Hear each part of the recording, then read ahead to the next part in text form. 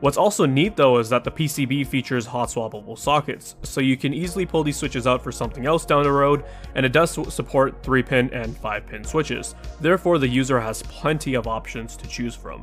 As for the stabilizers, these are some of the better ones I've had a chance of using out of the box. They seem to be tuned well, and they do come factory lubed. There is very minimal rattle, so there is a bit of room for improvement, but it's not something that I'd say is really necessary, or I'd solely go out of my way to open up the whole keyboard and, tune the stabilizers there.